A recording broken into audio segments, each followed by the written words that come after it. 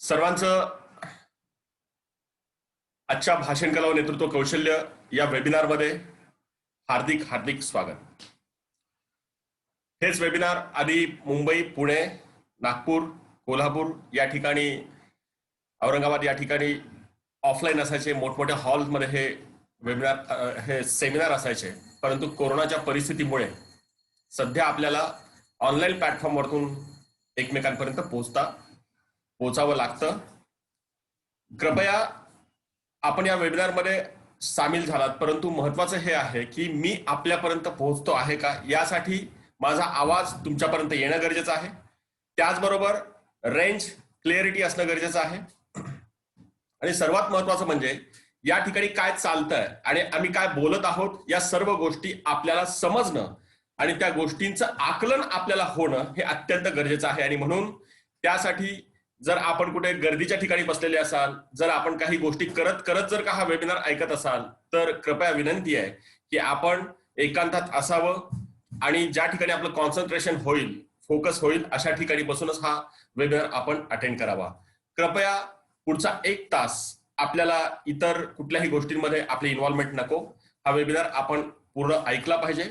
आणि त्याचबरोबर या वेबिनारमधनं आपल्याला काय गोष्टी माहित नाही, आयुष्यामध्ये आपण कोणत्या वाक्यानं, कोणत्या दृश्यानं प्रभावित होऊ शकतो, आणि म्हणून या वेबिनारमध्ये देखील आपल्याला कोणतं वाक्य आणि कोणतं विचार आपल्याला एक मोटिवेट करेल, कोणता कशी प्रेरणा देईल हे सांगता येत नाही। फक्त गरज आहे आपलं पूर्णपणे लक्ष असण्याची आणि आपण त्या गोष्टी आकलन करण्याची।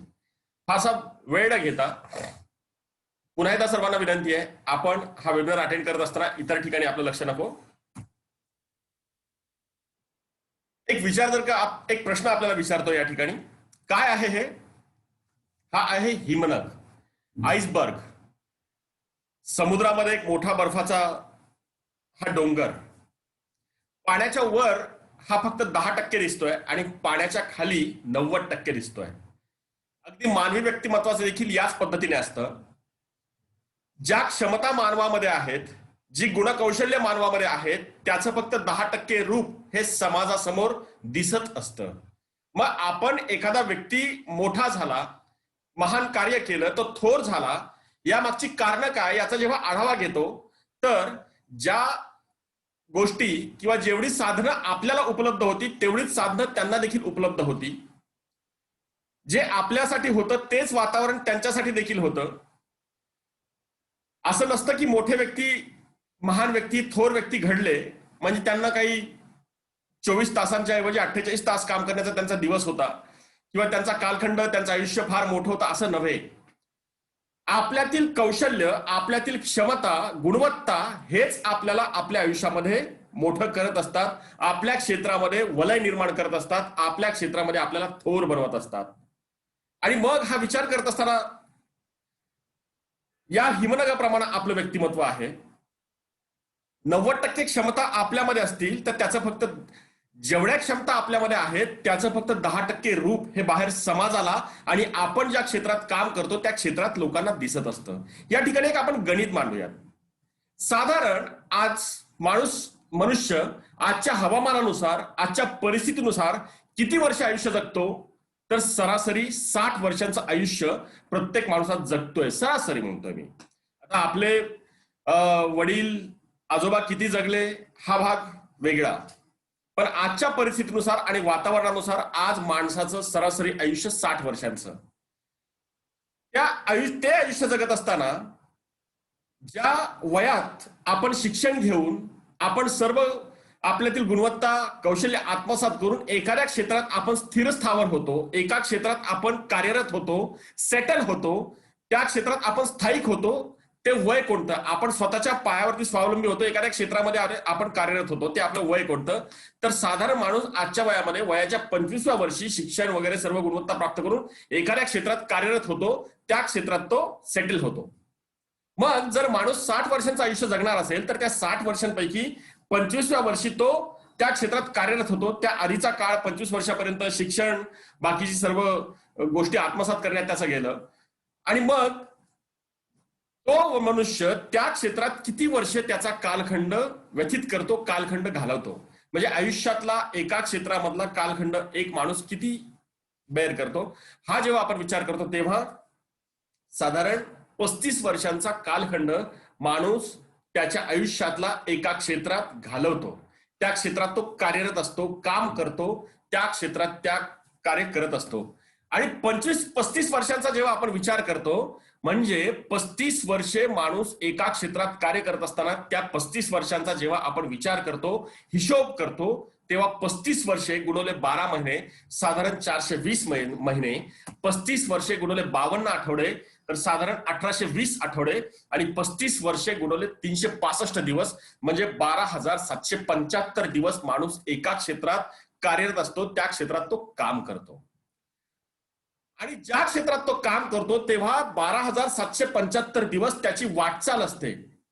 आणि 12,775 दिवस साधारण 1820 आठवडे साधारण 420 महिने तो त्या क्षेत्रात वाटचाल करत असताना, कार्य करत असताना रोज त्याला मनातल्या मनात वाटत असतं की मी ज्या क्षेत्रात कार्य करतोय त्या क्षेत्रात कार्य करत असताना त्या क्षेत्रात माझा प्रभाव असावा. मी ज्या क्षेत्रात कार्य करतोय त्या क्षेत्रात कार्य करताना त्या क्षेत्रात माझी छाप असावी. मी ज्या क्षेत्रात कार्य करतोय त्या क्षेत्रात कार्य करत असताना माझ्या नावानं मला सर्वांनी ओळखावं आणि मी ज्या क्षेत्रात कार्य करत आहे त्या क्षेत्रात माझा नंतरही माझ्या नावाला मला अमरत्व प्राप्त व्हावं असं प्रत्येकाला वाटत असतं. काही व्यक्तिमत्व आपण या ठिकाणी पाहूयात ज्यांच्या आयुष्याचा कालखंड फार लहान होता, छोटा होता, पण त्यांची आजही या जगावर एक वेगळी छाप निर्माण त्यांनी करून ठेवलेली आहे.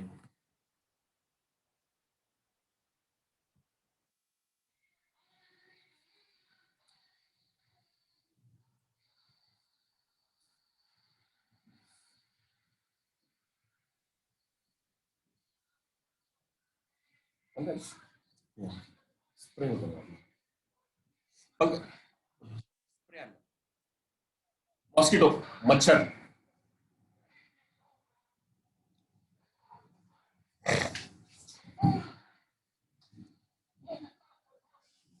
लवकर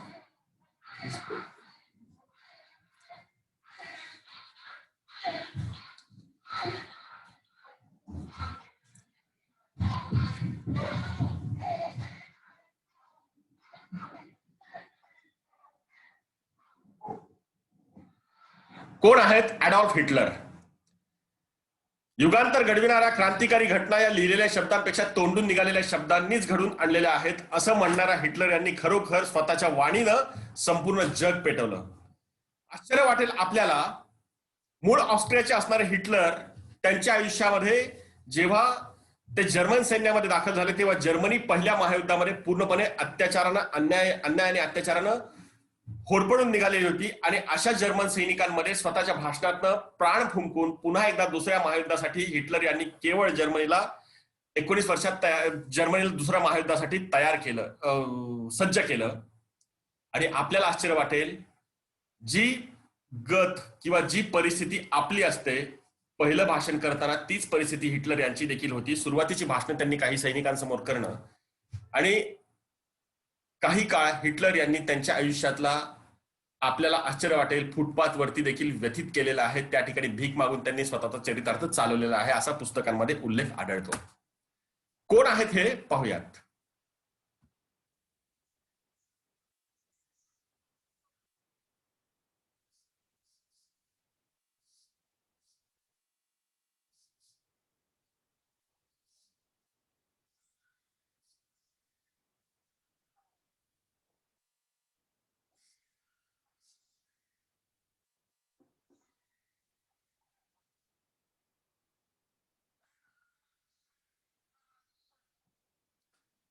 ते आहेत मार्टिन ल्युथर किंग, अमेरिकेचे राष्ट्राध्यक्ष, अमेरिकेतील निग्रो लोकांचे पहिले नेते. असं म्हटलं जातं की जर मार्टिन ल्युथर किंग हे हयात राहिले असते तर अमेरिकेच्या निग्रो लोकांपैकी पहिला राष्ट्राध्यक्ष होण्याचा मान या मार्टिन ल्युथर किंग यांनाच मिळाला असता. परंतु आश्चर्य वाटेल, या भाषणानंतर केवळ 35 मिनिटांनी मार्टिन ल्युथर किंग यांना गोळ्या घालून ठार करण्यात आलं होतं. जगातील सर्वात मोठा पुरस्कार नोबेल हा मार्टिन लुथर किंग यांना शांततेच्या कार्यासाठी केवळ वयाच्या 35व्या वर्षी मिळाला होता. अमेरिकन जनतेतील निग्रो लोकांना त्यांच्या हक्कांची जाणीव करून देऊन आपल्याला आपले हक्क हे मानवतेच्या मार्गाने मिळवायचे आहेत, शांततेच्या मार्गाने मिळवायचे आहेत, यासाठी 11 वर्षात त्यांनी 2500 भाषणं केली आणि निग्रो लोकांना त्यांच्या हक्कांची जाणीव त्यांनी करून दिली. पण दुर्दैव की मार्टिन लुथर किंग यांना गोळ्या घालून ठार करण्यात आलं होतं. एक व्यक्तिमत्व पाहूयात. मार्टिन लुथर किंग यांनी जे कार्य केलं त्याच कार्यावरती बराक हुसेन ओबामा यांनी कळस चढवला. व्यसनांच्या आहारी गेलेला एक युवक असा बराक ओबामांचा पुस्तकामध्ये काही ठिकाणी उल्लेख आढळतो. परंतु जेव्हा या मानवी व्यक्तिमत्वाची, या मानवी जन्माची त्यांना जाणीव झाली तेव्हा मिळालेलं आयुष्य आपल्याला असं तसं जाऊ द्यायचं नाही, या आयुष्याचं आपल्याला काहीतरी चीज करायचं आहे, म्हणून त्यांनी स्वतःला 1.5 वर्ष एका रूम मध्ये स्वतःला कोंडून घेतलं आणि वाचन वाचन आणि वाचन. मग वाचनातनं जी परिपक्वता आली, हे विचार मला समाजासमोर मांडता आले पाहिजेत, म्हणून त्यांनी भाषणाचं महत्व जाणलं आणि येस वी कॅन, आम्ही हे करू शकतो, या भाषणाच्या माध्यमातून अमेरिकन जनतेला त्यांनी एक वेगळा आत्मविश्वास दिला. आणि बराक हुसेन ओबामा यांनी अमेरिकेच्या निग्रो लोकांपैकी अमेरिकेच्या राष्ट्राध्यक्षपदी होण्याचा पहिला बहुमान मिळवला. एक व्यक्तिमत्व पाहूयात. अटल बिहारी वाजपेयी केवळ आपल्या वक्तृत्व कौशल्यामुळे पंतप्रधान पदापर्यंत पोहोचलेलं एकमेव व्यक्तिमत्व, हा त्यांचा उल्लेख भाजपमधल्या नव्हे तर काँग्रेसमधल्या माजी पेट्रोलियम मंत्री मणिशंकर अय्यर यांनी केलेला आहे.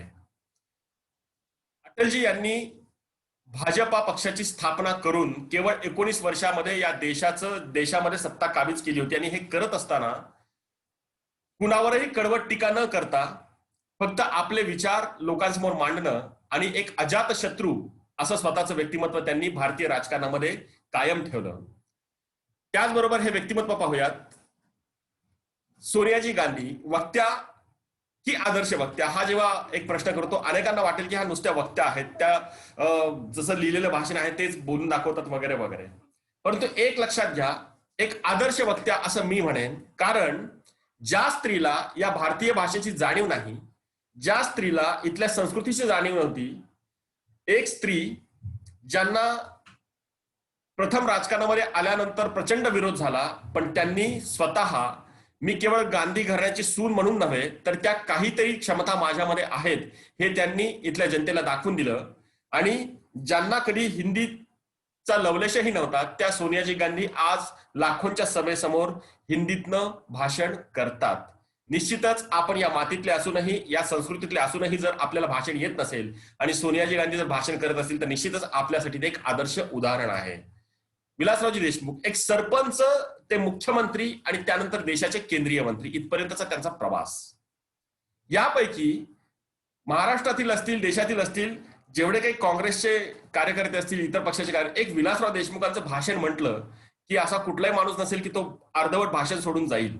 कारण की भाषणाची छाप, प्रभाव हा विलासराव देशमुखांचा राजकारणातल्या लोकांना माहिती आहे आणि राजकारणामध्ये एक वेगळ्या पद्धतीचा होता. बाभळगावचा सरपंच ते देशाच्या केंद्रीय मंत्रिपदापर्यंत, यामध्ये 2 वेळा मुख्यमंत्री, हा यातला मुख्य धागा काय असेल तर तो म्हणजे वक्तृत्व, वक्तृत्व आणि वक्तृत्व. केवळ राजकारण्यांनाच वक्तृत्वाची गरज असते असं नव्हे. कोण आहेत या? सिंधुताई सपकाळ, अनाथांची माई असा त्यांचा उल्लेख केला जातो. काय वाटतं आपल्याला की अनाथ मुलांसाठी कार्य करणाऱ्या एकमेव सिंधुताई सपकाळ आहेत का? नाही, अशा अनेक महिला आहेत. परंतु सिंधुताई सपकाळच आपल्याला का परिचित आहेत? कारण मी काय कार्य करते, मला पुढे हे कार्य कसं न्यायचं आहे आणि यासाठी मला तुमची कशी गरज आहे आणि समाजामध्ये आपण काय कार्य केलं पाहिजे, स्त्री म्हणून माझी काय जाणीव आहे, मी कशा अन्याय आणि अत्याचाराच्या घटनांमधून होरपळून निघाले, हे सिंधुताई सपकाळ लोकांसमोर व्यक्त होतात, त्यांच्यासमोर मांडतात आणि लोकही त्यांना म्हणून लोकांची त्यांना आणि त्या लोकांना भावनिक साथ देतात आणि लोकांच्या मदतीवर सिंधुताई सपकाळ यांचं कार्य आजही अविरतपणे चालू आहे. म्हणजे अशा अनेक महिला असतील ज्या समाजसेविका आहेत, पण सिंधुताई सपकाळच आपल्याला परिचित आहेत कारण त्यांचं कार्य त्या लोकांसमोर येऊन मांडतात. म्हणून कोण आहेत? बाळासाहेब ठाकरे. हे कोण? उद्धव साहेब ठाकरे आणि राजसाहेब ठाकरे. या ठिकाणी ठाकरे परिवारातील ही तीनही व्यक्तिमत्व, जेव्हा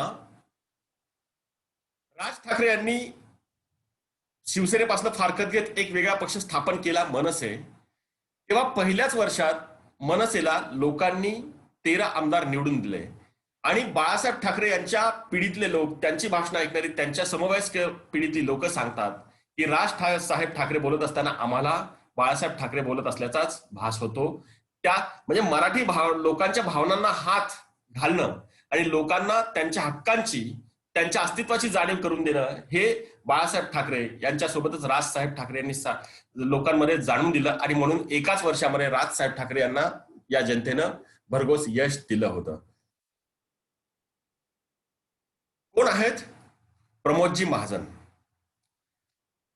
जिल्हा परिषद शिक्षकाचा मुलगा ते देशाचे केंद्रीय मंत्री, आणि मी कदाचित जबाबदारीने बोलतोय, जर ते हयात राहिले असते तर या देशाचे प्रधानमंत्रीही प्रमोदजी महाजन झाले असते. हा पूर्ण जर का आपण पाहिलं, प्रमोद महाजन म्हटलं की वक्तृत्व, आणि वक्तृत्व म्हटलं की प्रमोद महाजन, हे एक समीकरण कायम झालेलं आहे.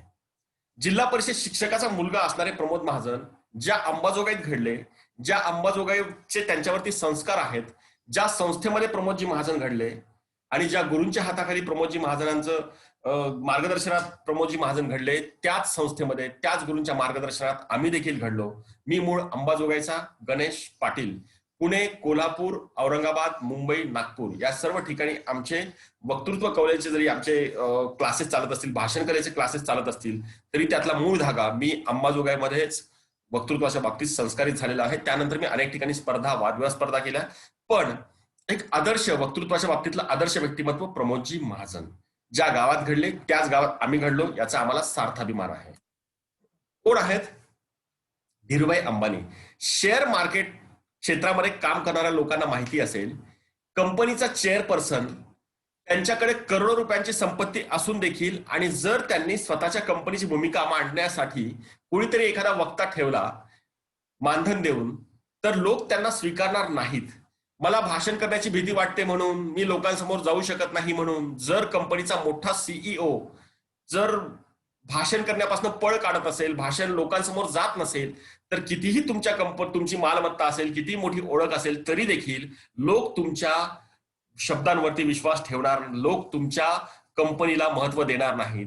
कंपनीचा चेअरपर्सन किती कॉन्फिडेंटली बोलतो, त्यांची कशी भूमिका आहे, यावरतीच त्यांच्या शेअरचे भाव वधारत असतात आणि उतरत असतात. म्हणून केवळ राजकारणातल्या, समाजकारणातल्या क्षेत्रातील लोकांना नव्हे, तर इतर शेअर मार्केटचं क्षेत्र असेल, व्यावसायिक क्षेत्र असेल, औद्योगिक क्षेत्र असेल, या क्षेत्रातील लोकांना देखील तेवढीच भाषण करण्याची गरज असते. कोण आहेत? अण्णा हजारे. या देशामध्ये गांधीवादी विचारसरणीवरती जीवन जगणारे एकमेव अण्णा हजारे नाहीत. यांच्यासारखी अनेक व्यक्तिमत्व आहेत, परंतु अण्णा हजारेच आपल्याला का परिचित आहेत? कारण सध्या देश कोणत्या परिस्थितीतनं जातोय, या देशाला गांधीवादी विचारसरणीची कशी गरज आहे, गांधीवादी विचारसरणीपासून लोक कसे भरकटत आहेत, आणि आज देशाला जर व्यवस्थित दिशा द्यायची असेल तर लोकांना गांधी विचारांची कशी गरज आहे, हे अण्णा हजारे लोकांना गांधी विचारांचं महत्व पटवून देतात. आणि म्हणून अनेक लोक गांधीवादी विचारसरणीवरती जगणारे असून देखील फक्त अण्णा हजारेच आपल्याला परिचित आहेत, कारण ते लोकांसमोर येतात, गांधीवादी विचार लोकांसमोर मांडतात, आणि म्हणून लोकांना ते परिचित आहेत. आंतरराष्ट्रीय, राष्ट्रीय आणि राज्य पातळीवरील अनेक वक्त्यांचा या ठिकाणी आपण उहापोह केला. यांच्यापेक्षाही आणखीन मातब्बर वक्ते किंवा यांच्याच पठडीतले अनेक वक्ते आपल्याला पाहावयास मिळतील, पण वेळाभावी या ठिकाणी सर्वांचाच उल्लेख करणं शक्य नाही. पण जेव्हा आपण या सर्व गोष्टी पाहिल्या, या सर्व वक्त्यांना पाहिलं, आणि या वक्त्यांच्या आयुष्यातील त्यांचं कर्तृत्व, त्या कर्तृत्वातून जर आपण वक्तृत्व वजा केलं तर ही व्यक्तिमत्व काय राहिली असती? हिटलर घ्या किंवा विलासरावजी देशमुख घ्या, अण्णा हजारे घ्या, सिंधुताई सपकाळ, रतनजी टाटा, धीरूभाई अंबानी, बाळासाहेब ठाकरे, या सर्व व्यक्तिमत्वांबद्दल आपण मनामध्ये कल्पना करूयात की या सर्व व्यक्तिमत्वांचं कार्य आपण पाहिलं, पण या लोकांना जर भाषण करता आलं नसतं, वक्तृत्व या लोकांना आलं नसतं, तर ही व्यक्तिमत्व त्यांच्या आयुष्यात काय राहिली असती? कर्तृत्व, त्यांनी जे कर्तृत्व केलं त्या कर्तृत्वातून काही वक्तृत्व हा घटक जर आपण त्यांच्या व्यक्तिमत्वातनं, त्यांच्या कर्तृत्वातनं वक्तृत्व हा घटक वजा केला तर ही व्यक्तिमत्व सामान्य राहिली असती. लक्षात घ्या, माणसाला आयुष्यामध्ये असामान्य व्हायचं असेल तर त्यांचं कार्य लहान असेल की मोठं असेल, त्यांचं कार्य एवढं असेल की एवढं असेल, पण ते कार्य लोकांसमोर मांडता येण्यासाठी वक्तृत्व जोपर्यंत त्याला येणार नाही तोपर्यंत माणूस असामान्य होऊ शकत नाही. हे त्रिवार सत्य आहे. मग सामान्य आणि असामान्य या दोन्ही मधला फरक काय?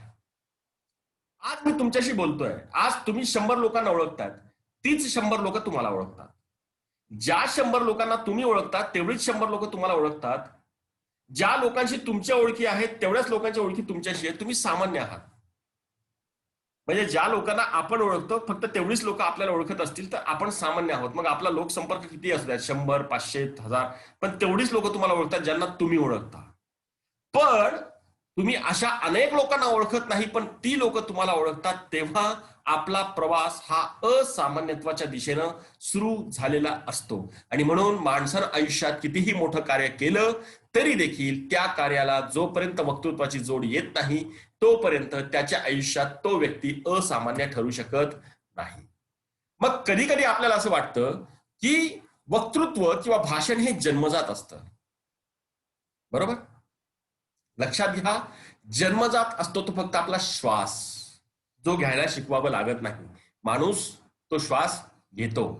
पण त्यानंतर जी जी गोष्ट आपल्याला जमते ती प्रत्येक गोष्ट, चालणं, पोहणं, बोलणं, वाचणं, लिहिणं, जे जे काही आपल्याला जमतं येतं, ती प्रत्येक गोष्ट आपल्याला शिकावी लागते. ती गोष्ट आपल्याला आत्मसात करावी लागते. आपलं वक्तृत्व किंवा भाषण हे जन्मजातच असतं ही आपली धारणा का बनली? का आपल्या मनात हा विचार कायम बनला की वक्तृत्व किंवा भाषण हे जन्मजात असतं? होतं काय की आपण ज्या परिस्थितीत आणि वातावरणात जन्मलो त्या परिस्थितीचे आणि वातावरणाचे आपल्यावर संस्कार झालेले असतात. मग आपण आपल्यातील त्या संस्कारानुसार, त्या क्षमतेनुसार आपण एखाद्या क्षेत्रात कार्यरत होतो. आणि त्या क्षेत्रात कार्य करत असताना आपण आपला कुणीतरी आपला एक लीडर असतो किंवा आपण कुणाच्या तरी प्रभावाखाली असतो. मग ते क्षेत्र राजकीय असू द्यात, सामाजिक असू द्यात, औद्योगिक असू द्यात, शैक्षणिक असू द्यात, संस्थात्मक असू द्यात, संघटनात्मक असू द्यात, कोणतंही क्षेत्र असो, त्या क्षेत्रात कार्य करताना आपण कुणाच्या तरी प्रभावाखाली कार्य करत असतो. आपला कुणीतरी एक लीडर असतो. पण कधी कधी आपल्याला असं वाटतं हा जो लीडर आहे ना, याच्यापेक्षा चांगले विचार माझ्याकडे. हा जो लीडर आहे ना, किती दिवस आम्ही याचंच ऐकायचं? अरे मलाही माझे विचार मांडायचे, मला देखील नेतृत्व करायचंय, माझी पण लिडरशिप मला फुलवायची आहे, असं आपल्याला एकदा नाही अनेकदा वाटतं. आणि मग आपल्या क्षेत्रातला किंवा राजकीय क्षेत्रातला असेल, सामाजिक क्षेत्रातला, आपल्या ऑफिसमधला असेल, आपल्या संस्थेतला असेल, एखादा कार्यक्रम एखाद्या दिवशी असतो. समजा आज तारीख आहे 4 आणि तुम्हाला तो कार्यक्रम समजला 20 तारखेला तुमच्या क्षेत्रात एखादी सभा आहे. मग तुम्ही मनोमन ठरवता की त्या सभेत मला बोलायचं, 20 तारखेच्या सभेमध्ये मला बोलायचं आहे. मग तुमच्या मनात विचार येतो की 20 तारखेच्या सभेत काही झालं तरी यावेळेला आपण बोलायचं. मग तुम्ही त्या सभेच्या संयोजकाकडे तुमचं नाव देण्यासाठी जाता आणि मनात एक विचार येतो की यावेळेला नको, जरा पुढच्या वेळेस आपण पाहू. भीती वाटते. मग काय होतं, असं एकदा दोनदा अनेकदा होतं आणि एक वेळ आपण निश्चय करतो की या वेळेला मात्र मी बोलणार म्हणजे बोलणार. आणि समजा पुढच्या वेळेला तुमच्या क्षेत्रातली एखादी सभा आहे 20 तारखेलाच, आज तारीख आहे 4 आणि असं समजून आपण कल्पना करा की 20 तारखेला तुमच्या क्षेत्रातील एखादी सभा, मेळावा, मीटिंग, कॉन्फरन्स काहीतरी आहे. आणि होतं असं की त्या मीटिंगला गेल्यानंतर त्या सभेसाठी सभेत बोलण्यासाठी त्या संयोजकाकडे तुम्ही जेव्हा नाव देण्यासाठी जाता, तुम्ही तुमचं नाव देता त्या संयोजकाकडे. तुम्हाला माहिती असतं 20 तारखेला सकाळी 11 वाजता तुम्हाला त्या सभेमध्ये बोलायचं आहे, भाषण करायचं आहे. यासाठी तुम्ही त्या संयोजकाकडे आज 4 तारखेला नाव दिलं. ओके. जेव्हा तुम्ही त्या संयोजकाकडे नाव दिलं की मनात असं एक मोठं काहीतरी आपल्या डोक्यावरती ओझं, भार घेतल्यासारखं वाटायला लागतं. अरे बापरे, काय मोठी जबाबदारी आली माझ्या डोक्यावर, असं वाटतं. मग होतं असं की आपण त्या जबाबदारीचं ओझं, त्यामुळे आपल्याला एक कुठेतरी अंडर प्रेशर व्हायला लागतो. पण 20 तारीख दूर आहे ना, आणखी लांब आहे ना, जाऊ द्या, नंतरचं नंतर पाहू, या विचारानं आपण काय करतो, त्याचा विचार फारसा करत नाही. असं करत करत 4-5 दिवस निघून जातात आणि मग साधारणतः 10 तारीख येते. 10 तारखेनंतर आपल्याला 20 तारखेला आपल्या क्षेत्रात जी सभा होणार आहे त्या सभेत बोलायचं आहे याची जाणीव व्हायला लागते. आणि मग होतं असं की ज्या विषयावर तुम्हाला भाषण करायचं आहे, ज्या विषयावर तुम्ही बोलणार आहात, त्या विषयातला तज्ञ व्यक्ती कोण, कुणाकडनं मी यासाठी मुद्दे घेऊ, याबद्दल तुम्ही विचार करायला लागता. आणि ज्या विषयावर तुम्हाला बोलायचं आहे त्या तज्ञ व्यक्तीकडे तुम्ही जाता, त्याच्याकडनं डिस्कशन करून तुम्ही मुद्दे जमा करता. तो एक नाही अनेक मुद्दे देतो. परत आणखी तुम्ही दुसऱ्या कुठल्या तरी व्यक्तीकडे जाता, त्याच्याकडनं देखील मुद्दे घेता. असं करत करत अर्धा तास 1 तास बोलाल एवढे तुमच्याकडे मुद्दे जमा झालेले असतात, एवढी तुमच्याकडे त्या ज्ञानाची शिदोरी असते. आणि मग त्यानुसार तुम्ही प्रॅक्टिस करता 20 तारखेच्या सभेत बोलण्यासाठी. अनेक चांगल्या आपल्या सवंगड्यांना सोबत घेऊन तुम्ही त्यांच्यासमोर भाषणाची प्रॅक्टिस देखील करता, सराव करता. असं करत करत 15 तारीख उजाडते, 16 तारीख उजाडते, तुमची प्रॅक्टिस चालू असते. किमान तुम्ही अर्धा तास बोलाल एवढा तुमच्याकडे मुद्दे असतात, तुमच्याकडे साठा असतो, ज्ञानाची शिदोरी असते. असं करत करत 16 तारीख उजाडते आणि 16 तारखेला मनात विचार येतो की काहीतरी दिल्लीमध्ये घटना घडावी आणि आपला जो 20 तारखेचा कार्यक्रम आहे ना तो कॅन्सल व्हावा, रद्द व्हावा. दिल्लीत काहीच घटना घडत नाही. मग मनात असा विचार येतो की कुठेतरी काहीतरी आपल्याच त्या सभेतला कुणीतरी एखादा काहीतरी व्हावं, पण ही सभा रद्द व्हावी. मग असं करत करत 18 तारीख येते.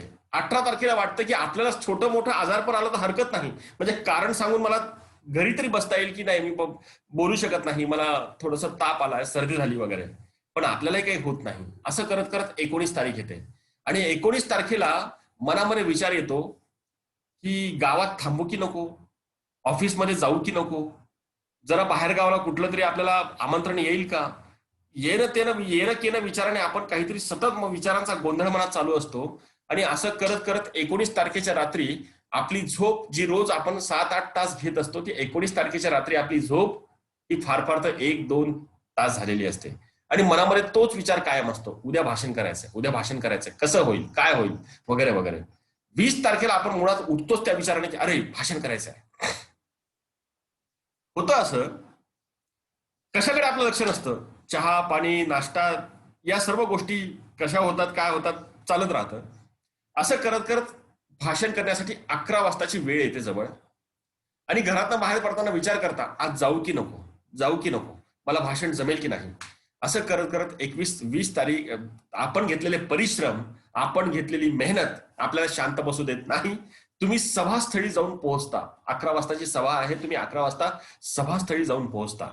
आणि होतं असं, त्या ठिकाणी गेल्यानंतर, सभास्थळी जाऊन पोहोचल्यानंतर आपण पहिल्यांदा काय करतो, तर तिथला जो सूत्रसंचालक असतो ना, त्या सूत्रसंचालकाला आधी पण पकडतो आणि त्याला सांगतो, माझं नाव जरा 4-5 जण झाल्यानंतर, जरा आपलं नाव कसं आहे, थोडे काही जण होऊन गेल्यानंतर, तो देखील तुम्हाला 4-5 नंबर झाल्यानंतर तुम्हाला पाचारण करतो. आपण आपलं नाव दिल्यानंतर, आपलं नाव उच्चारल्यानंतर त्या ठिकाणी जातोच अशा आवेशामध्ये की म्हणजे आता किती आपण भाषण करणार आहोत. गेल्यानंतर माईक आपण ऍडजस्ट करतो. लक्षात घ्या, कमीत कमी अर्धा तास बोलायला एवढी तुमच्याकडे ज्ञानाची शिदोरी आहे, एवढी तुमच्याकडे सर्व काही गोष्टी उपलब्ध आहेत. तुम्ही त्या ठिकाणी जाऊन पोहोचता. डायस असतो, डायसवरती माईक असतो, माईक आपण करतोच अशा पद्धतीने ऍडजस्ट की आता म्हणजे आपण किती भाषण करणार आणि काय होणार. असं करत करत होतं असं, आजच्या कार्यक्रमाचे अध्यक्ष प्रमुख पाहुणे हे झाल्यानंतर फार फार तर जे भाषण आपण 30 मिनिटांमध्ये करणार आहोत, 30 मिनिटांपर्यंत करू शकलो असतो, ते भाषण आपण फार फार तर 2 मिनिटांच्या आत संपवून ब्लॉक होऊन घामाघूम होऊन खाली बसतो. आणि या दरम्यान काय होतं, आपलं डोकं जे असतं ना, या केसाळ भागामध्ये आपल्याला काहीतरी टोचल्यासारखं वाटायला लागतं, कानाच्या बाजूंना एकदम गरम वाटायला लागतं, घशामध्ये घोसा कोरडा पडलेला असतो, हृदयाची धडधड वाढत असते, पोटात गोळा आलेला असतो आणि संपूर्ण अंगाला कंप सुटलेला असतो, थरथराट सुटलेला असतो. यानंतर होतं काय की एक वक्ता उठतो आणि सर्वांसमोर आपले विचार प्रभावीपणे मांडतो आणि आपण विचार करतो की याच्यासारखं मला केव्हा बोलता येईल. मग आपण काय करतो की आपला कार्यक्रम संपल्यावर त्याला जो भेटतो त्याला म्हणतो, अरे काय छान बोललात तुम्ही, काय करावं बरं तुमच्यासारखं बोलता येण्यासाठी, मी काय करावं. आजपर्यंत जर तुम्ही हा कुणाला प्रश्न विचारला असेल तर तुम्हाला मिळालेला हमखास सल्ला काय नाही हो, काय कळतं लोकांना, वेळ समजायचं आणि आपण बोलायचं, कुणाला काही कळत नाही वगैरे वगैरे, कुणाला काही माहित नसतं, आपण काय बोलायचं. कोणी म्हणतं मूर्ख समजून बोला, कोणी म्हणतं वेळ समजून बोला, कोणी म्हणतं समोर कोणीच बसलेलं नाही असं समजून बोला, कोणी म्हणतं सर्वजण वेळे मी एकटाच शहाणा असं समजून बोला.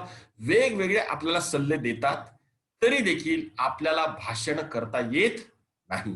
आणि म्हणून मग ही आपली धारणा बनते की भाषण किंवा वक्तृत्व हे जन्मजात असतं.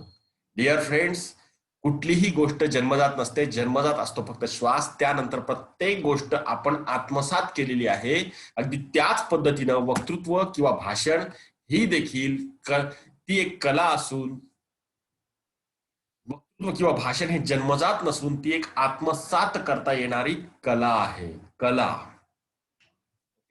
आणि म्हणून आपण ज्या क्षेत्रात कार्य करतात त्या क्षेत्रातला आपल्याला कितीही मोठा अभ्यास असेल, त्या क्षेत्रात आपले कितीही चांगले अनुभव असतील, आपल्याकडे खूप चांगले विचार असतील, त्या सर्वांचं आपल्याला खूप चांगलं मोठं ज्ञान असेल, त्या क्षेत्रातील आपला मोठा गॉडफादर असेल.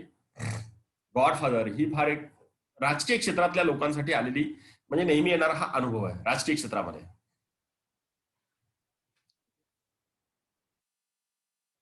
राजकीय क्षेत्रातील लोकांना येणारा हमखास अनुभव होता काय. आपण या ठिकाणी कल्पना करतो की एका गावामध्ये बाबूरावजी नावाचं व्यक्तिमत्व आहे. आणि होतं असं की त्या बाबूरावजींना त्या गावामध्ये, त्या पंचक्रोशीमध्ये त्यांचं दिल्ली दरबारी किंवा मुंबईच्या दरबारी कोणीतरी असलेल्या मोठ्या साहेबांसोबत डायरेक्ट बाबूरावजींची लिंक आहे. या ओळखीमुळे त्यांना ओळखत असतात. आणि होतं असं की एक दिवस त्यांना त्या दिल्ली दरबारी असणाऱ्या त्यांच्या साहेबांचा, त्यांच्या गॉडफादरचा फोन येतो. बाबूराव, तुमच्या क्षेत्रातल्या कार्यकर्त्यांना बळ देण्यासाठी मी स्वतः एक मेळावा घेतोय, त्यासाठी मी येणार आहे आणि त्यासाठी तो मेळावा तुम्ही अरेंज करा. मग होतं काय की त्या मेळाव्याला लागणारा खर्च बाबूरावजी करतात. त्या मेळाव्यासाठी लागणारे सर्व संघटन बाबूरावजी जमा करतात. त्या मेळाव्याला लागणारी सर्व तयारी बाबूरावजी करतात. खर्च केलेला असतो भरपूर, अनेक लोक जमा केलेली असतात, सर्व होतं. मग ते दिल्ली दरबारी असणारे गॉडफादर येतात त्या कार्यक्रमाच्या दिवशी. आणि असं प्रसन्न वातावरण, मंचावरती सर्व लोक बसलेली. गॉडफादर आलेले बाबूरावजींना म्हणतात, बाबूरावजी काय तुम्ही सुंदर नियोजन केलं, लोकांना बोलवलं वगैरे वगैरे. बाबूरावजी, एवढं तुम्ही सर्व काही केलं, आता तुम्ही 2 शब्द बोलले पाहिजेत, तुम्ही भाषण केलं पाहिजे. बाबूराव म्हणतात, साहेब तुम्ही मला जबाबदारी दिली, मी पार पाडली की नाही, भाषण करायला सांगू नका. अरे बाबूरावजी बोला, साहेब नको. बाबूरावजी बोला, साहेब नको. यामध्ये काय होतं, बाबूरावजी तर भाषण करण्यासाठी येत नाहीत, पण होतं असं की त्या पंचक्रोशीतला कुणीतरी एक फाटका असतो कार्यकर्ता, तो उठतो आणि बाबूरावजींना म्हणतो, मला 2 मिनिट द्या ना फक्त बोलण्यासाठी, फक्त 2 मिनिट.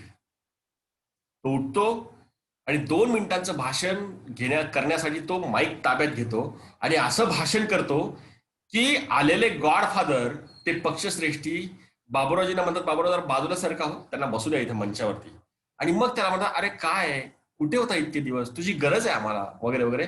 आणि आज हा त्या पंचक्रोशीतला सर्वांच्या दृष्टिकोनात असलेला फाटका कार्यकर्ता केव्हा बाबूरावजींचा पक्षश्रेष्ठी पुढे, केव्हा बाबूरावजींचा वरचढ आणि श्रेष्ठ बनून येतो हे लक्षात येत नाही. राजकारणामध्ये अशी अनेक उदाहरणं आहेत. आपल्याकडे कितीही मोठं पद असेल, आपल्याकडे म्हणजे विश्वासजी नांगरे पाटील, काय वाटतं, आयपीएस ऑफिसर एकमेव आहेत का? असे अनेक आयपीएस ऑफिसर आहेत, पण विश्वासजी नांगरे पाटीलच आपल्याला का परिचित आहेत? कारण लोकांची काय जबाबदारी आहे, लोकांनी काय जबाबदाऱ्या पार पाडाव्यात, आमचं काय दायित्व आहे, एक सरकारी अधिकारी म्हणून आमचं काय दायित्व असतं, हे विश्वासजी नांगरे पाटील लोकांसमोर येऊन त्याची जाणीव लोकांना करून देतात आणि स्वतःच्या देखील क्षेत्रातील लोकांना त्यांच्या कर्तव्याची जाणीव करून देतात. आणि म्हणून विश्वास नांगरे पाटील सर्वांना परिचित आहेत. त्याचबरोबर कितीही मोठी मालमत्ता असेल आणि कितीही मोठा आपल्याकडे वारसा असेल, पण लक्षात घ्या डिअर फ्रेंड्स, जोपर्यंत आपल्याकडे हे सर्व काही असेल, अभ्यास आहे, अनुभव आहे, विचार आहे, ज्ञान आहे, गॉडफादर आहे, पद आहे, मालमत्ता आहे, वारसा आहे, पण आपल्याला भाषण करता येत नसेल तर आपण सामान्य आहात आणि सामान्यच आहात. आणि आपण जर आपल्याला भाषण करता आलं नाही तर आपण आपल्या क्षेत्रामध्ये कितीही मोठं कार्य केलं, कितीही मोठं नाव कमावलं, कितीही मोठा संपर्क ठेवला, पण भाषण जर आपल्याला करता आलं नाही तर आपण त्या क्षेत्रामध्ये सामान्य आहात, सामान्यच राहाल आणि सामान्य म्हणूनच जाल.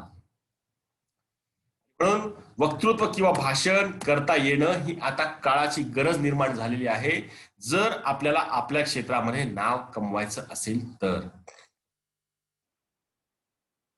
लक्षात घ्या, शेवटी भाषण म्हणजे काय करतो आपण, एक शारीरिक कृती आहे. जसं की आता मी तुमच्याशी बोलतोय, तुम्ही ऐकत आहात, ही एक शारीरिक कृती आहे. मी शारीरिक जी कृती करतोय त्या शारीरिक कृतीवरती कंट्रोल कुणाचा असतो, आपल्या ब्रेनचा. ओके, मी जी आपण जी काही शारीरिक कृती करतो, कोणी भाषण करतं, कोणी कम्प्युटर चालवतं, कोणी वेगवेगळ्या कृती करतं, त्या कृतीवरती कंट्रोल असतो ब्रेनचा. मग मला ज्या गोष्टी जमतात त्या इतरांना जमत नाही, ज्या गोष्टी तुम्हाला जमतात त्या मला जमत नाही, ज्या गोष्टी इतरांना जमतात त्या प्रत्येकाला जमतील असं नव्हे. का? कारण जी शारीरिक कृती आपण करतो त्या शारीरिक कृतीवरती कंट्रोल असतो ब्रेनचा, आणि ब्रेनवरती कंट्रोल असतो आपल्यातील अंतर्गत गुणांचा. लक्षात घ्या, भाषण करण्यासाठी आपल्याला आपल्या अंतर्गत व्यक्तिमत्वाला संस्कारित करावं लागेल, आणि म्हणून 100% यश देण्याची जबाबदारी आमची असेल. ज्याला भाषण करायचं आहे त्याला 100% यश मिळेल हा शब्द देण्याची जबाबदारी आमची. आणि शेवटी पण त्यासाठी होतं काय ऑर्किडमध्ये, तर यासाठी आपल्याकडनं अनेक भाषणं करून घेतली जातात. शेवटी पोहताना माणूस बुडतो, चालताना पडतो, लिहिताना चुकतो, वाचताना चुकतो, प्रत्येक गोष्ट करताना माणूस पहिल्यांदा अपयशी ठरतो, त्यामध्ये चुका करतो. अगदी त्याच पद्धतीनं भाषण करताना देखील माणसाकडनं चुका होणं नाकारता येणार नाही, चुका होणारच. गरजेचं आहे, मला तिथपर्यंत पोहोचायचं आहे, आणि तिथपर्यंत जाण्यासाठी योग्य दिशा आणि योग्य ज्ञान आणि योग्य सराव असणं. आणि मग तो सराव जर आपल्याला करायचा असेल तर योग्य मार्गदर्शन, आणि योग्य मार्गदर्शन करत असताना विशिष्ट सराव, योग्य ते तंत्र, आणि त्या अनुषंगानं आपल्यामध्ये आत्मसात करावयाची कौशल्य, या सर्व गोष्टींची गोळाबेरीज करून 100% यश देण्याची जबाबदारी आमची असते. यासाठी आपल्याकडनं होतात 100च्या वर भाषणं, आणि अनेक भाषणं ही आपली अपयशी असतात. या दरम्यान ऑर्किड ऑर्किड भाषण कला व नेतृत्व कौशल्य या प्रशिक्षणामध्ये आपल्याकडनं होतं का? आपल्या कशावरती काम केलं जातं? देहबोली. आपल्या कशावरती काम केलं जातं? उभं राहताना भाषणासाठी कसं राहावं, हातवारे कसे असावेत, बोलताना काय करावं, शब्द आवाज कसे असावेत, संवाद कसे असावे, चढ उतार भाषणाचे कसे असावेत, वाचाशुद्धी कशी असावी, वाक्य तोडणं आणि वाक्य जोडणं कसं असावं, या सर्व गोष्टींचं यामध्ये तंत्रशुद्ध प्रशिक्षण तुम्हाला दिलं जातं. जसं की समजा आता तंत्रशुद्ध या सर्व गोष्टींचं प्रशिक्षण तुम्हाला दिलं जातं. त्याचबरोबर भाषणासाठी लागणारे भाषण सूत्र लक्षात घ्या. कोणत्याही विषयावरील, कोणत्याही स्थळी, कोणत्याही अनुषंगानं, कोणत्याही औचित्य असू द्यात, त्यामध्ये सर्व वक्त्यांपेक्षा आपलंच भाषण कसं प्रभावी, कसं छाप पाडणार होईल, या अनुषंगानं एक भाषण सूत्र आपल्याला दिलं जातं. आणि त्या भाषण सूत्राच्या अनुषंगानं देहबोली, आपले हातवारे, चढ उतार वाक्यांचा, शब्द कोणते वापरावेत, वाक्य तोडणं जोडणं काय असतं, या सर्व गोष्टींची आपल्याला गोळाबेरीज करून एक प्रशिक्षण दिलं जातं. म्हणजे या गोष्टी मला सांगा, भाषण करण्यासाठी काय लागतं? देहबोली. काय लागतं? हातवारे. काय लागतात? शब्द. काय लागतात? आवाज, संवाद फेक, असं वेगवेगळे प्रत्येक जण सांगतात. मग फक्त देहबोली असून चालेल का? माझा आवाज नाही, देहबोलीच आहे, मी फक्त हातवारेच करतोय, चालेल का? नाही. बरं, आवाज आहे पण देहबोली काहीच नाही, चालेल का? नाही. भाषण हे तुम्हाला देहबोली शिवाय करता येतं, आणि आपण भाषण करण्याचा विचार केला तर आपण वाटतं का? म्हणजे देहबोली शिवाय आपल्या बोलण्यामध्ये काही दम वाटतो? नाही. वाक्य तोडणं आणि जोडणं, भाषण करणं ही काळाची गरज आहे. प्रत्येकाने भाषण शिकलं पाहिजे. भाषण करता आलं तरच आपण आपल्या आयुष्यामध्ये, आपल्या क्षेत्रामध्ये मोठं यश कमवू शकू, आणि त्यासाठी प्रत्येकाने भाषण चालेल का? नाही. लक्षात घ्या, या सर्व गोष्टी, शब्द, देहबोली, हातवारे, आवाज, संवाद फेक, आवाजाचा चढ उतार, भाषण सूत्र, वाक्य तोडणं जोडणं, या सर्व गोष्टींची गोळाबेरीज करून जे येतं ना, ते उत्कृष्ट भाषण असतं. आणि तेच उत्कृष्ट भाषण आपल्याला येण्यासाठी ऑर्किड सदैव काम करत आहे गेल्या 11 वर्षापासून संपूर्ण महाराष्ट्रामध्ये. लक्षात घ्या, लक्षात घ्या, सर्व गोष्टींची गोळाबेरीज करून जे येतं ना, ते असतं भाषण. फक्त देहबोली, फक्त आवाज, फक्त संवाद फेक असं नसतं, असं नव्हे, तर सर्व गोष्टींची गोळाबेरीज करून जे येतं ते भाषण. ओके. याशिवाय भाषणाचे विविध प्रकार असतात, त्यानुसार मुद्द्यांची मांडणी कशी करायची हे देखील आपल्याला यामध्ये शिकवलं जातं.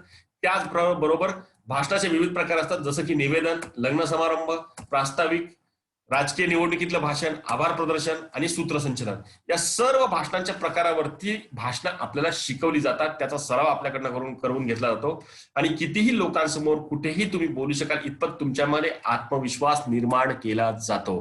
त्याचबरोबर विशिष्ट शब्द तुम्हाला दिले जातात भाषणामध्ये, कोणते वापरायचे त्यासाठी. म्हणी विशिष्ट, वाक्प्रचार, शेरोशायरी आणि तात्पर्य कथा. ह्या तुम्हाला दिल्या जातात आणि त्याचबरोबर तुम्हाला काही स्टेशनरी नोट्स आणि प्रिंटेड नोट्स देखील यामध्ये दिल्या जातात, जेणेकरून की तुमच्यातला एक चांगला वक्ता हा त्या ठिकाणी बोलू लागेल. एक चांगला, नुसतं तुमच्याकडे आवाज असून चालणार नाही, फक्त संवाद फेक असून चालणार नाही, फक्त हातवारे असून चालणार नाही.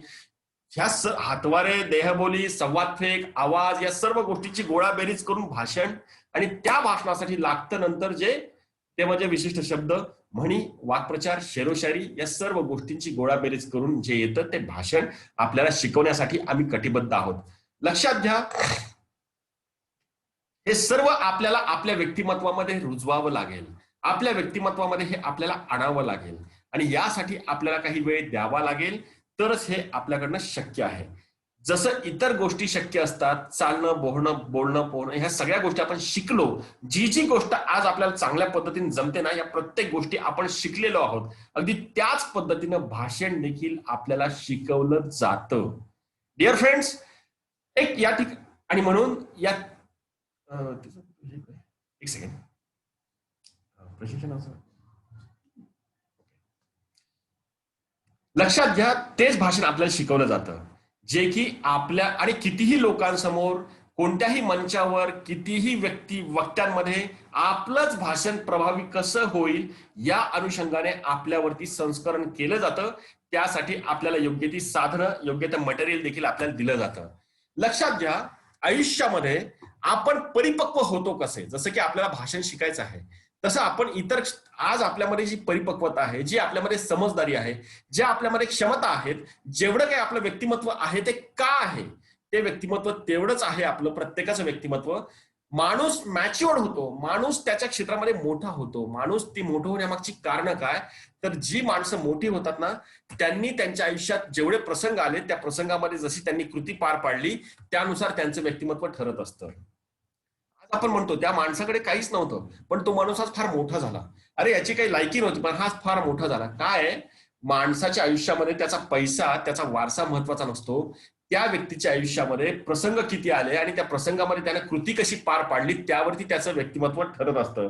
अगदी त्याच पद्धतीनं आपण आजपर्यंतच्या आयुष्यामध्ये भाषण करण्यासाठी जेव्हा जेव्हा प्रसंग आला त्या प्रसंगामध्ये आपण त्या परिस्थितीतनं पळ काढला आणि म्हणून आपण आज इथेच आहोत. आणि भाषणाच्या बाबतीतच नव्हे तर इतर गोष्टींमध्ये देखील होतं.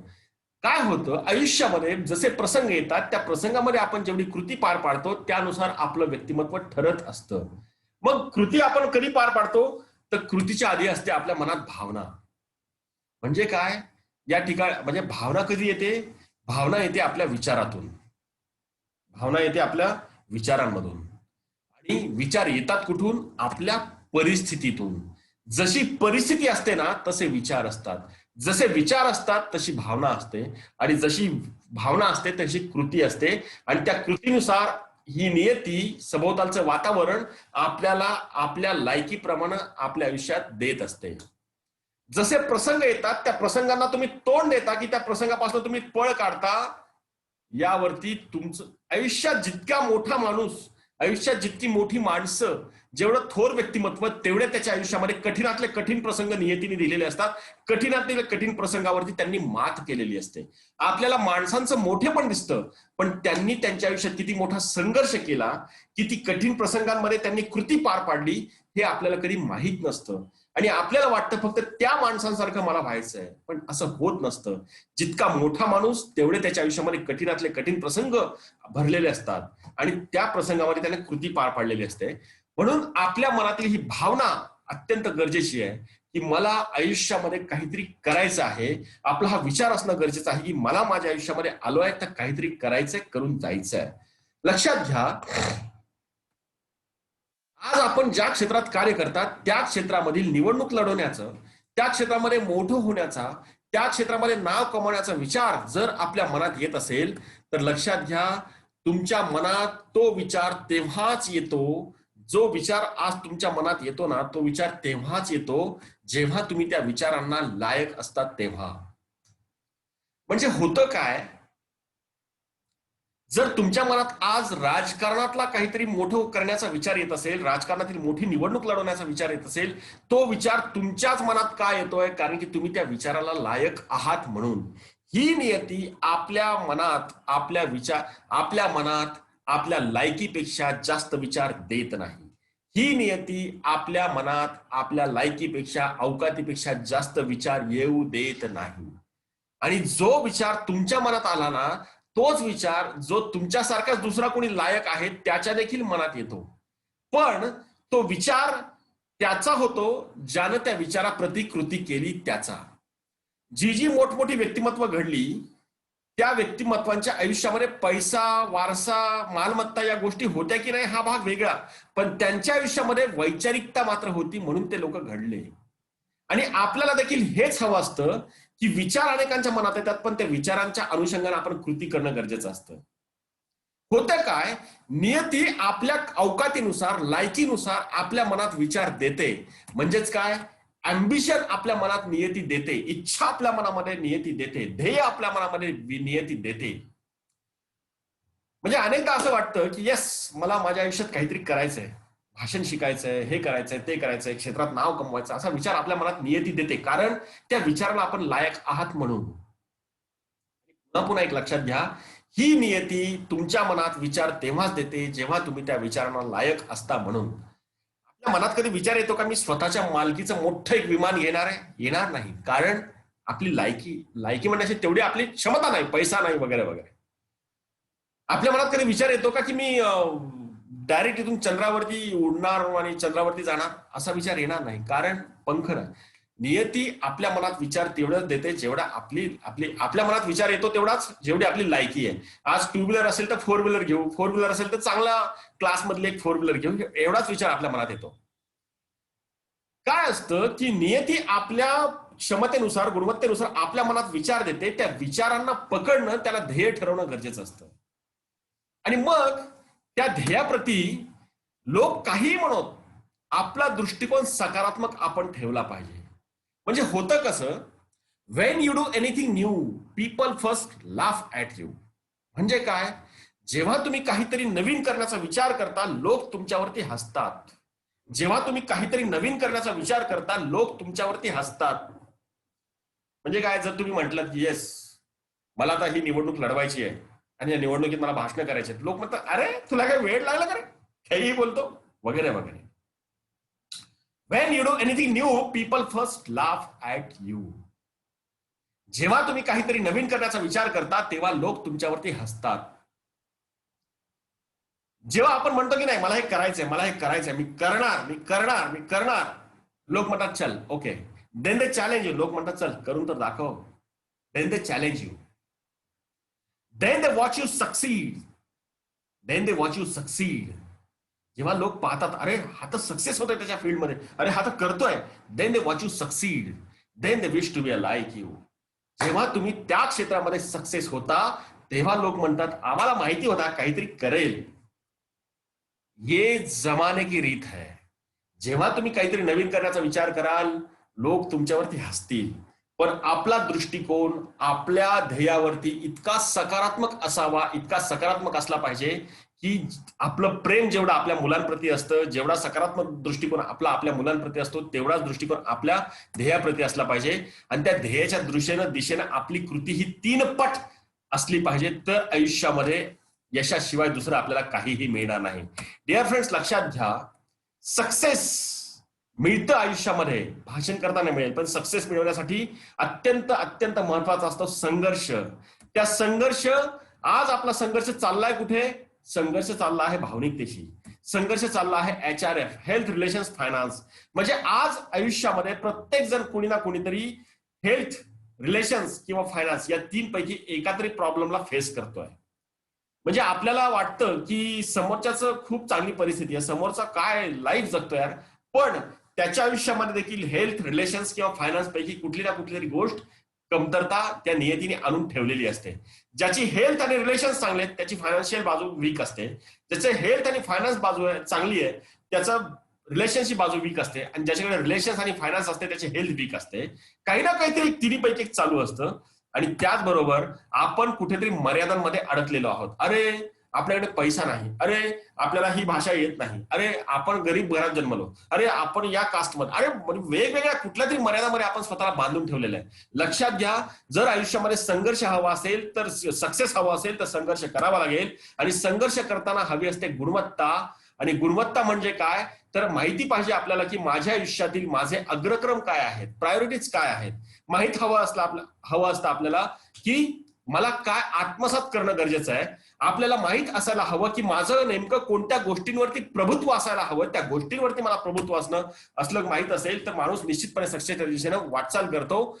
जर आपल्याला सक्सेस मिळवायचं असेल तर आपण ज्या क्षेत्रात कार्य करतो त्या क्षेत्रातला अभ्यास नेमका कोणता करायचा, किती करायचा, हेही माहिती असणं गरजेचं असतं. आणि त्याचबरोबर जीवनामध्ये हवी असते शिस्तबद्धता. जर शिस्तबद्धता हवी माहिती असेल तर भावनिकता, मर्यादा आणि HRF याच्याशी असलेला संघर्ष आपला दूर होतो. आणि मनुष्य फक्त सक्सेसच्या दिशेने वाटचाल करतो का आपल्याला नरेंद्र मोदी घडलेले दिसतात, का अटल बिहारी वाजपेयी घडलेले दिसतात, का आपल्याला गांधीजी, का आपल्याला ही मोठमोठी नावं घ्या आजच्या आयुष्यात, टाटा, धीरूभाई अंबानी, ही मोठमोठी व्यक्तिमत्व का घडली. माणसं जेवढी मोठी तेवढी त्यांच्या आयुष्यामध्ये कठीणातले कठीण प्रसंग नियतीने देऊन देखील ही माणसं सक्सेस झाली, कारण त्यांनी संघर्ष केला.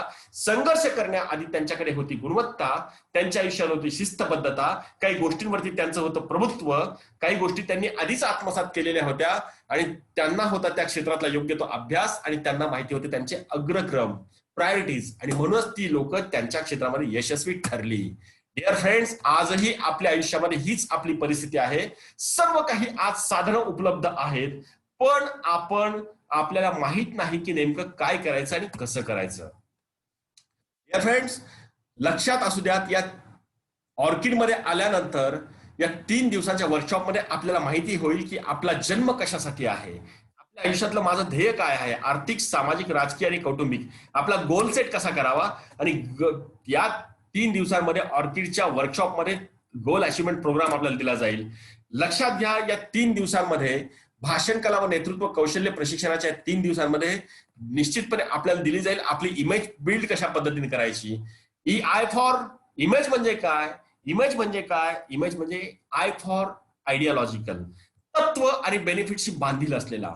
लक्षात घ्या, माणसं आयुष्यात मोठी होतात त्या मागे असतात त्यांचे विचार आधारित असतात तत्वांवरती.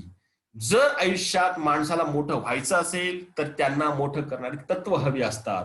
तत्वांशिवाय माणूस मोठा होऊ शकत नाही. जी लोक मोठी झाली त्यांनी त्यांच्या आयुष्यात काही तत्व जपली होती. त्याचबरोबर आपल्याला माहिती असायला हवं की माझ्यामध्ये असे कोणते गुण हवेत की ज्या गुणांमुळे लोक माझ्याकडे आकर्षित होतील. चुंबकासारखा आपल्या गुणांनी आकर्षित करणारा ऑथेंटिक ऍटिट्यूड. आजपर्यंत लोक आपल्याला काही समजत असतील, पण या 3 दिवसांच्या वर्कशॉप नंतर आपल्याला जाणीव झालेली असेल की मी नेमकं पुढे काय केलं पाहिजे. ऑथेंटिक ऍटिट्यूड आपल्यामध्ये निर्माण झालेला असेल, लोकांचा देखील आपल्याबद्दलचा ऍटिट्यूड हा ऑथेंटिकच निर्माण झालेला असेल. जी फॉर जिनियस, एखाद्या गोष्टीमध्ये पारंगत असलेला. आज आपण कोणत्या गोष्टीमध्ये पारंगत आहोत आणि आपण काय केलं पाहिजे या 3 दिवसांच्या वर्कशॉपमध्ये निश्चितपणे आपल्याला माहिती होईल. ई फॉर एनर्जेटिक, जीवनाकडून आपल्याला काही जास्त हवं असेल तर जास्त आपल्याला द्यावं देखील लागेल, जास्त श्रम घ्यावे लागतील, पण त्यासाठी हवे आहे आपल्यामध्ये एनर्जी. आणि ही इमेज या 3 दिवसांमध्ये घडवण्यासाठी आम्ही कटिबद्ध आहोत. ही 3 दिवसांच्या माहितीच नाही आपल्याला की नेमकं ही इमेज घडवण्यासाठी मी कोणत्या वेनी काय केलं पाहिजे. ते माहिती असेल तरच आपल्या आयुष्यामध्ये आपण काहीतरी करू शकू. त्याचबरोबर लक्षात घ्या डिअर फ्रेंड्स, मगाशी आपण जे पाहिलं 10% जो असतो तो दिसण्याजोगा बदल आपल्या वर्तणुकीतनं लोकांना दिसतो, पण 90% जो असतो ते आपल्या क्षमता, भावना, अवलोकन, तत्व, गरजा, प्रेरणा, हे 90% क्षमता आपल्या अंतर्गत व्यक्तिमत्वात असतात. आणि बदल हा नेहमी आपल्या आतमधून सुरू होत असतो. म्हणून या 3 दिवसांच्या वर्कशॉपमध्ये आपल्यातील क्षमता वृद्धिंगत करण्याच्या अनुषंगानं आपल्यामध्ये परिवर्तन, बदल आणण्यासाठी 3 दिवस आपल्यावरती काम केलं जातं. आणि त्यानंतर आपलं समाजातलं जे दिसणारं 10% रूप असतं, निश्चितच या 3 दिवसानंतर एक वेगळ्या पद्धतीने आपण लोकांसमोर व्हाल. आणि म्हणून लक्षात घ्या, आयुष्याची सूत्र आपल्या हातात घ्या. आपल्याला आपल्या क्षेत्रात मोठं करणारे, आपल्याला आपल्या क्षेत्रामध्ये थोर बनवणारे, महान बनवणारे दुसरं कुणीही नाही आपल्याशिवाय. आपल्या घरातील आपला भाऊ, आपले वडील, आपली पत्नी, आपली आई, आपली मुलं ही सर्व आपले शुभचिंतक असतात. त्यांना वाटतं आपण सक्सेस व्हावं, त्यांना वाटतं आपण मोठं व्हावं, त्यांना वाटतं आपल्या मनोकामना इच्छा पूर्ण व्हाव्यात. पण त्यांना वाटतं हे सगळं आपल्याला विनासायास सर्व काही यांना मिळावं. असं होत नसतं. आपल्या सुखासाठी, आपलं ध्येय प्राप्त करण्यासाठी ते कुठे नवस बोलतील, देवाला साकडं घालतील, त्यामध्ये कुठेही कमी पडणार नाहीत. पण जोपर्यंत आपल्या आयुष्याची सूत्र आपण हातात घेत नाही तोपर्यंत आयुष्यात नाविन्यपूर्ण काहीही घडत नाही. आणि म्हणून स्वतःच्या आयुष्याची सूत्र स्वतःच्या हातात घ्या, स्वतःचं वेगळेपण राखा. लक्षात घ्या, आपल्याला आयुष्यामध्ये मोठं बनवणारा दुसरा कुणीही येऊ शकत नाही. कन्सल्टिंग फर्म्स, तुम्हाला येणारे काउन्सिलर्स, यांच्या नंतर महत्वाची गोष्ट असते आपण काय करता. आपल्या आयुष्याची सूत्र आपल्या हातात घेऊन स्वतःचं वेगळेपण राखा. आणि ज्या क्षेत्रामध्ये आहात ना त्या क्षेत्रामध्ये लीडर म्हणूनच मला जगायचं आहे, आज स्वतःशी संकल्प करा, निश्चय करा. आणि म्हणून कालपर्यंत तुम्ही जसे जगलात तसे जगलात, पण आज मात्र निर्णय, उद्या मात्र आपला उज्ज्वल असला पाहिजे. उद्याच्या काळामध्ये मी ज्या क्षेत्रामध्ये आहे त्या क्षेत्रात माझा प्रभावच असला पाहिजे. त्या अनुषंगानं काल जसा गेला तसा गेला, परत त्या गोष्टींचा पाढा वाचत बसू नका. पण आज त्यासाठी निर्णय घ्या की मला परिवर्तन आणायचं आहे, मला बदलायचं आहे. लक्षात घ्या, निश्चितपणे मला भाषण जमेल का, द्विधा मनस्थिती, हे 100% तुम्हाला भाषण जमणार. आपल्याला करणं गरजेचं आहे का, 100% ज्याला भाषण करावं वाटतं त्या प्रत्येकाला आज भाषण शिकणं गरजेचं आहे. 3 दिवसांच्या वर्कशॉपमध्ये सामील होणं गरजेचं आहे. निर्णय घ्या, संकल्प करा, मी वक्ता होणारच आणि हजारो लोकांसमोर बोलणारच. लक्षात घ्या, या 3 दिवसांचं वर्कशॉप आहे. या 3 दिवसांच्या वर्कशॉपचं क्लास स्ट्रक्चर असं आहे, या 3 दिवसांच्या वर्कशॉपमध्ये भाषण करण्यासाठी लागणारे विशिष्ट शब्द, त्याचबरोबर आपल्या आवाजावरती काही संस्करण, त्याचबरोबर विशिष्ट देहबोली, हातवारे आणि विशिष्ट तंत्र आपल्याला दिली जातात. आणि भाषणाचा आराखडा काय असतो हे आपल्याला समजावून सांगितलं जातं. आणि या सर्वांच्या साह्यानं 3 दिवस आपल्याकडनं भरपूर तंत्र शुद्ध सराव करवून घेतला जातो, जेणेकरून की आपल्यातला एक चांगला वक्ता यामध्ये पूर्णपणे बाहेर येईल. या 3 दिवसांमध्ये कसलाही, ज्यानं आजपर्यंत कधी मंचावर मंचाची पायरी चढलेली नाही, ज्यानं कधी भाषणही, ज्यानं माईक कधी हातात घेतलं नाही, असा प्रत्येक व्यक्ती या 3 दिवसांमध्ये एक उत्कृष्ट आणि चांगला वक्ता होऊ शकतो. याची ग्वाही, याची गॅरंटी आम्ही देतो. त्याचबरोबर इमेज बिल्डिंग, यामध्ये आपल्याला शिकवलं जातं इमेज बिल्डिंग. त्याचबरोबर HRF, हेल्थ रिलेशन्स फायनान्स, या आयुष्यामध्ये येणारे प्रॉब्लेम्स आहेत याला फेस कसं करायचं. त्याचबरोबर रिअल लाईफ सक्सेस फॉर्म्युला, म्हणजे जीवनामध्ये आपण नुसतंच सक्सेस फॉर्म्युला ऐकलं असेल, पण ब्लू प्रिंट म्हणजे एक्झॅक्ट मी काय केलं पाहिजे, काय करावं, या अनुषंगाने perfect success formula, life success formula आपल्याला दिला जातो. आणि आपल्याकडनं भरपूर भाषण सराव यामध्ये होतो. लक्षात घ्या, या 3 दिवसांच्या प्रशिक्षणामध्ये, हे 3 दिवसांचं प्रशिक्षण पुण्यामध्ये आहे. 23, 24 आणि 25 जुलैला, शुक्रवार, शनिवार आणि रविवारी हे 3 दिवस या प्रशिक्षणाचे आहेत. या 3 दिवसांमध्ये आपल्यातला प्रत्येक जण वक्ता आणि तुमच्यातला एक चांगला वक्ता बाहेर काढण्याची जबाबदारी आमची असेल. फीस या 3 दिवसांच्या वर्कशॉपमध्ये लक्षात घ्या, या 3 दिवसांचं वर्कशॉप जे आहे, या 3 दिवसांच्या वर्कशॉपमध्ये आपल्याला संपूर्ण महाराष्ट्रातून येणारी अनेक लोक त्या ठिकाणी भेटतात. महाराष्ट्रातीलच नव्हे तर महाराष्ट्राच्या बाहेरून येणारी लोक देखील त्या ठिकाणी आपल्याला भेटतात. या 3 दिवसांच्या वर्कशॉपमध्ये आपल्याला निश्चितच एक चांगले ध्येयवादी नवीन मित्र, एक वेगळ्या पद्धतीचे, वेगळ्या पठडीतले आणि वेगळ्या लाईन आणि वेगळ्या पातळीवरची मित्र कंपनी आपल्याला 3 दिवसांमध्ये मिळते. 3 दिवस आजपर्यंतच्या आयुष्यामध्ये मंतरलेले असतील. आजपर्यंत जे आपल्या आयुष्यात कधी वाचायला, ऐकायला मिळालं नाही ते आपल्याला ऐकायला या 3 दिवसांमध्ये मिळेल.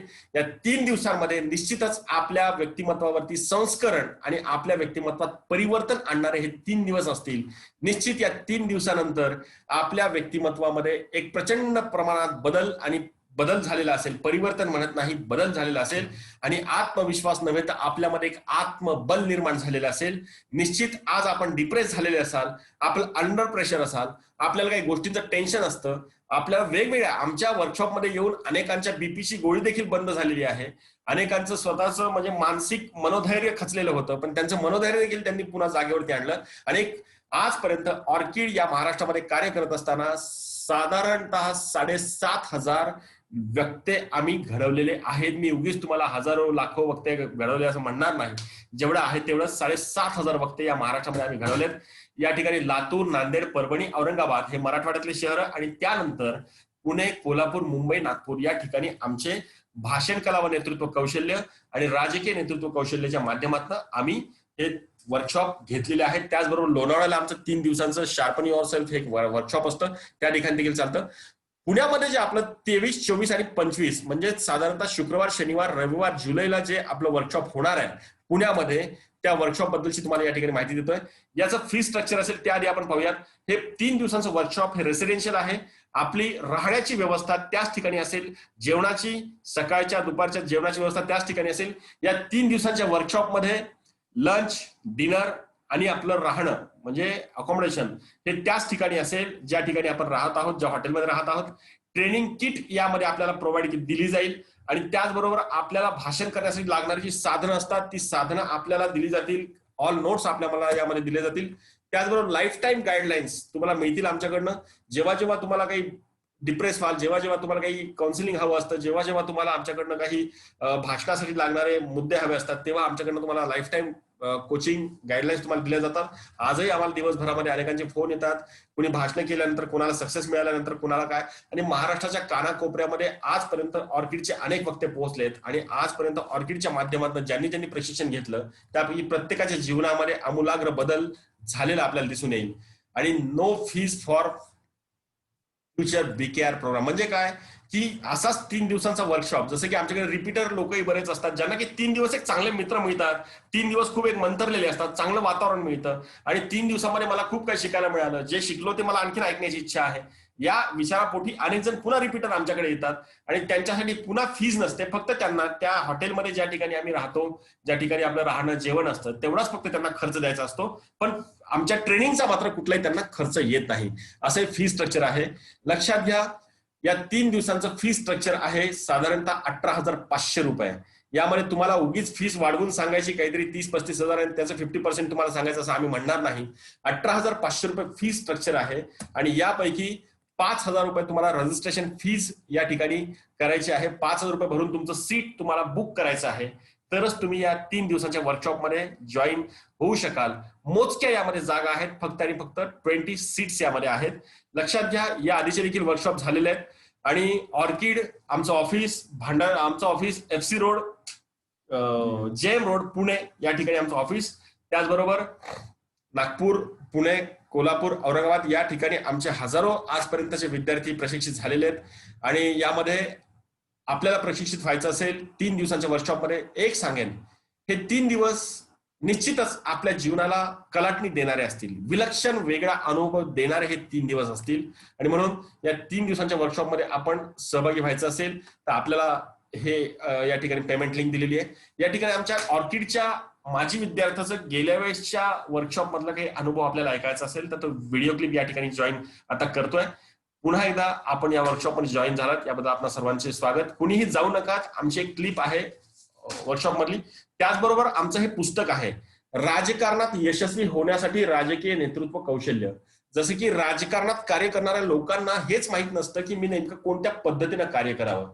त्या अनुषंगानं राजकारणात कार्य करणारा कार्यकर्ता असो वा नेता, त्यानं प्रत्येकानं कोणत्या पद्धतीनं काम करावं या अनुषंगानं हे पुस्तक लिहिलेलं आहे. 234 पानांचं हे पुस्तक साधारणतः 7 पायऱ्यांमध्ये लिहिलेलं आहे. ह्या 7 पायऱ्या पुस्तकात दिलेल्या आहेत जेणेकरून की आपल्याला राजकारणामध्ये फक्त आणि फक्त यशस्वीच्या दिशेनेच नेल्या जातील. 4 कलर मध्ये हे पुस्तक आहे. प्रत्येक पुस्तकाचं म्हणजे हे वेगळे, त्यामध्ये काही टेबल्स तुम्हाला दिलेले आहेत, काही फॉर्मॅट तुम्हाला दिले आहेत, ज्या ठिकाणी तुम्हाला फॉर्मॅट या ठिकाणी जसं हे फॉर्मॅट आहेत, या ठिकाणी कशा पद्धतीनं काम करायचं, कोणत्या पद्धतीने मतदारसंघामध्ये आपण मतदारसंघामध्ये बांधणी करायची, कार्यकर्त्याची बांधणी कशी करायची, तिथले प्रश्न कसे शोधायचे, प्रश्न सोडवायचे कसे, आपल्याबद्दल जनमत कसं तयार करायचं, आपली इमेज कशी बिल्ड करायची, या अनुषंगाने हे एक पुस्तक आहे राजकारणात यशस्वी होण्यासाठी. साधारणतः हे पुस्तक आमचं नोव्हेंबरला लॉन्च झालं. हे कुठल्याही शॉपमध्ये तुम्हाला बाहेर मिळणार नाही. हे फक्त पुस्तक तुम्हाला ऑनलाईन अमेझॉन वरती आणि आमच्याकडूनच तुम्हाला हे पुस्तक मिळेल. बाहेर कुठेही शॉप वरती वगैरे मिळणार नाही. पुण्यातली फक्त अक्षरधारा गॅलरी जी आहे त्या ठिकाणीच हे पुस्तक आम्ही याचे हक्क त्यांना दिलेले आहेत. जर तुम्हाला हे पुस्तक हवं असेल तर तुम्ही आम्हाला कॉल करून हे पुस्तक मागवू शकता. या पुस्तकाची किंमत आहे 600 रुपये, 600 रुपीज. यामध्ये कसलंही डिस्काउंट नाही, 600 रुपयाचं पुस्तक आहे. पण एक हे पुस्तक देखील आपल्याला राजकारणातलं वास्तव मार्गदर्शन करणारं हे पुस्तक आहे. आपल्याला माहित नाही की राजकारणामध्ये कोणत्या पद्धतीने काम करावं. त्याचबरोबर या पुस्तकामध्ये साधारणतः 35 प्रश्न आपल्याला लिहिले. हे 35 प्रश्नच आपल्या जीवनाला कलाटणी देणारे ठरतील. निश्चितच हे पुस्तक प्रत्येकाने खरेदी करावं आणि आपल्या राजकीय जर राजकारणात असाल तरच हे पुस्तक आपल्याला योग्य राहील. पुस्तकासाठी आणि या वर्कशॉपमध्ये जर आपल्याला अटेंड व्हायचं असेल तर कृपया या फीज फार जास्त वाटतेय किंवा असे प्रश्न आपल्या मनामध्ये येऊ शकतात. 3 दिवसांसाठी फीज 18,500 रुपये होते, थोडं असं वगैरे वगैरे असं काही वाटतं. पण तुम्हाला तिथे आल्यानंतर लक्षात येईल की आमची फीज ही आम्ही घेतली त्यामानाने फार कमी आहे. कारण आपण ज्या हॉटेलमध्ये राहणार आहोत तिथली व्यवस्था, हे हॉटेल आज सध्या हॉटेल्सचे स्टार्स हे कमी, सध्या लॉकडाऊनमुळे काही ठिकाणी कॉस्ट कटिंगमुळे म्हणा किंवा काय काय, त्यांनी स्टार ही लेवलच सध्या ठेवलेली नाही. पण जे हॉटेल आहे ते स्टार लेवलचं हॉटेल असेल. आपण पुण्यामध्ये या आधी देखील पुण्यामध्ये आमचे वर्कशॉप झाले, रेसिडेन्शियल नागपूरमध्ये वर्कशॉप झाले, त्या संदर्भातली तुम्हाला एक क्लिप या ठिकाणी दाखवतोय. जर आपल्याला जॉईन व्हायचं असेल तर 18,500 ही अतिशय माफक फीस 3 दिवसांसाठी असेल. फक्त तुम्हाला 25 तारखेला नाही 23 तारखेला सकाळी 9 वाजेपर्यंत त्या ठिकाणी पोहोचायचं आहे. 23, 24 आणि 25 तारखेला आपल्याला हे वर्कशॉप अटेंड करता येईल. Hotel maple Pune, Kharadi bypass या ठिकाणी आपलं हे वर्कशॉप होणार आहे. Hotel maple. ओके. पेमेंट याच नंबरवरती आपण करू शकता. गुगल पेची ही लिंक आहे, गुगल पे आणि फोन पेची लिंक आहे, यावरती आपण पेमेंट करू शकता. प्लीज आपण पुन्हा एकदा या वर्कशॉपमध्ये सहभागी व्हावं, क्लिक कुठे व्हावं ही आपल्या सर्वांना विनंती आहे. ही क्लिप आपल्याला ऑन करतोय.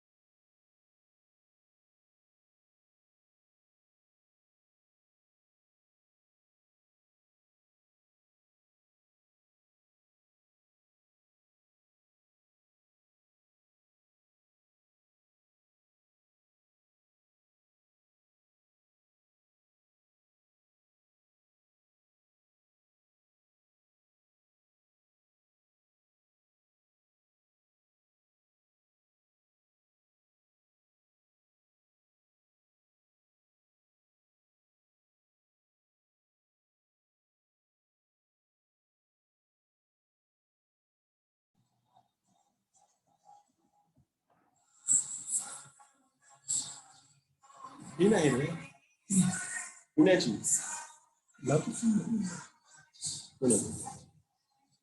पुण्याची केलेली लोकांनी ती नाही आता बाजूला काढली.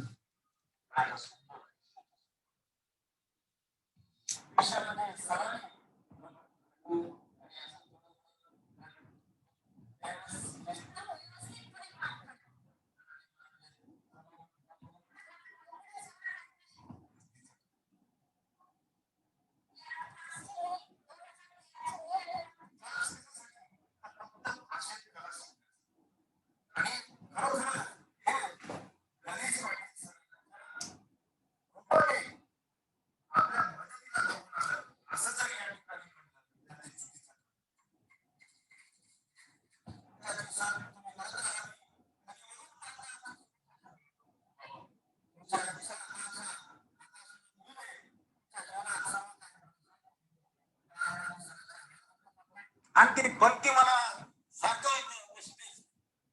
न बोलणाऱ्यांना बोलायला शिकवतात असं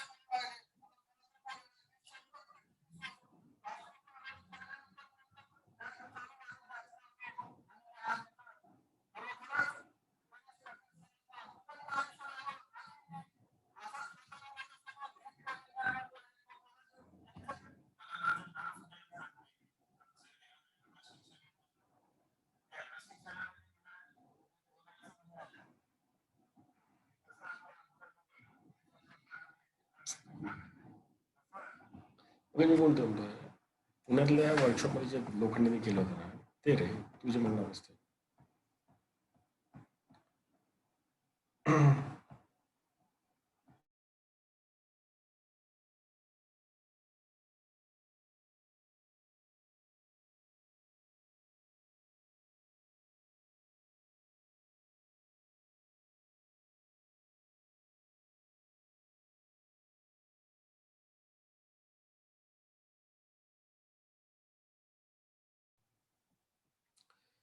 YouTube वरती ऑर्चिड एचआरडी ट्रेनिंग आपण सर्च करावं. ऑर्चिड एचआरडी ट्रेनिंग वरती बाकीचे पण व्हिडिओज आहेत.